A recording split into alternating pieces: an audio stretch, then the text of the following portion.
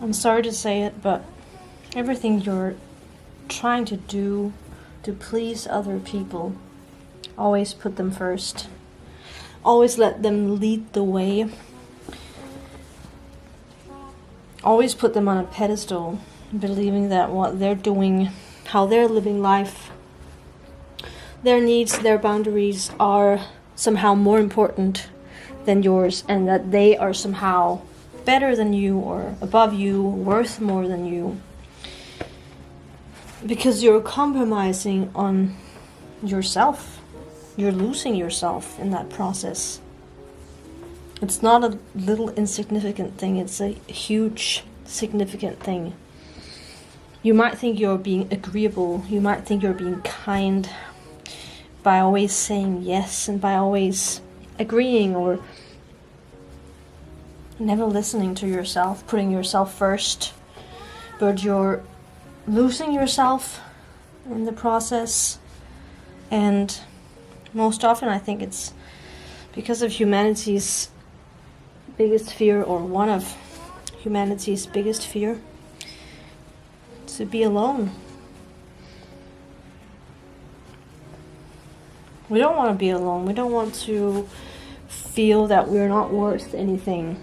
So if we can avoid to feel that by constantly keeping ourselves at arm's length and always letting other people decide what we're supposed to do, or always people pleasing, to try and not lose the connection to other people. What we're actually losing is ourselves, and if we're not there, then there's no connection. So if we're so scared to be alone, to be rejected by someone for being ourselves, then we should also remember that we're not just like losing the connection, we're losing ourselves. And though it's difficult to be challenged with that feeling, it's painful to feel that you're alone and that no one really is your priority. It's painful to feel like you're not worth anything. You please people to avoid feeling like you're not worth anything, and everything they do or say, you can use that as, see, that's an example of them not caring about me.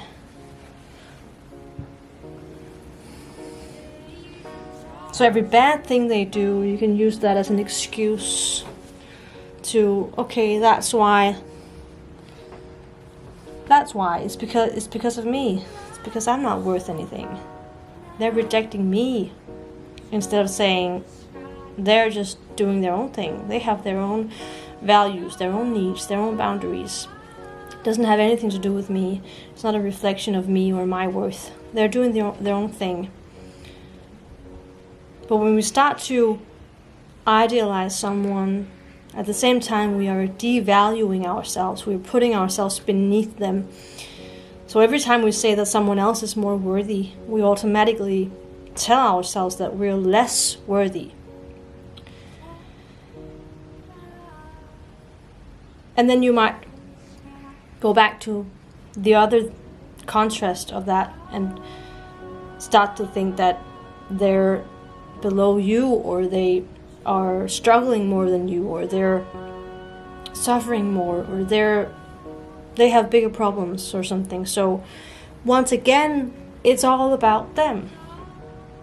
And if you've had experience with growing up around people who were narcissistic or emotionally immature, and who always were focusing on themselves, then you were taught to do the same thing, to focus on them, focus on them, focus on them. What do they want? What do they feel? What do they need?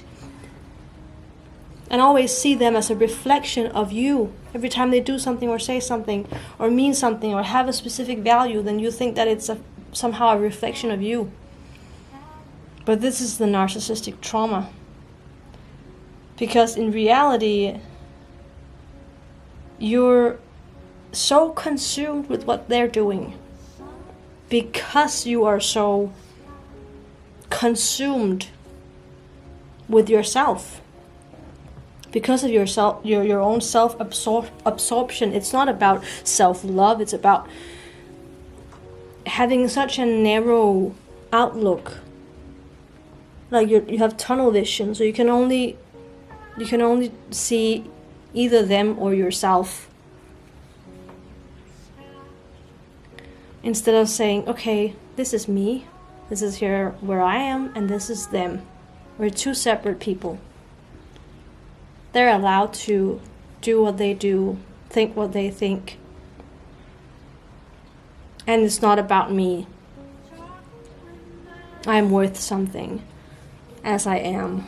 I'm worth something when I'm by myself. I'm worth something when I'm around others, and their actions, their behavior, their needs, their boundaries. It's not about how little or much I'm worth. It's not a reflection of my worth. It's a reflection of their worth. It is what outlines them. It is what defines them. But you have your own thing. You have your own boundaries and your own needs, your own values. And when we become so consumed with what everyone else is doing or thinking or saying or needing, and we think we have to adapt to them, then we forget ourselves. We disconnect from ourselves. We stop noticing what we feel, what we think, what we want, what our boundaries are, because we're so used to just letting them lead. So you have value no matter what. It can't be taken away. You're worthy as you are. And it's not about devaluing others. And it's not about trying to devalue someone because you're idealizing them. It's not about trying to pull them down because you're so used to putting them on a pedestal. It's about putting yourself up, bringing yourself up, letting yourself rise. Instead of thinking that everything is a reflection of your lack of self-worth, because it's not.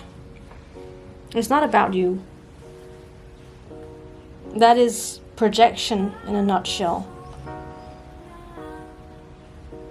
We think it's about us because we're so consumed about other people. Like we put ourselves into their reality, and it's not even their reality. It's not even a reflection of them. We don't see them clearly. We see them through our own lens. So what you see in them is actually your own stuff. It's your own fear. If you feel like they are not prioritizing you or something like that, it's because you have that same fear inside you, that if you start prioritizing yourself, if you start to focus on yourself, then that means that you're somehow rejecting other people, and you're not.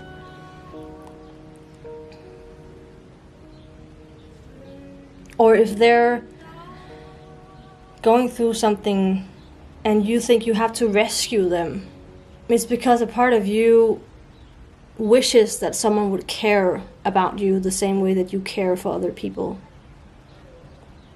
But in every aspect of this, it's all about figuring out, where am I in this? What am I feeling? What do I need? And not judge yourself for it or guilt trip yourself for it. You're allowed to be who you are, even if it's different from other people.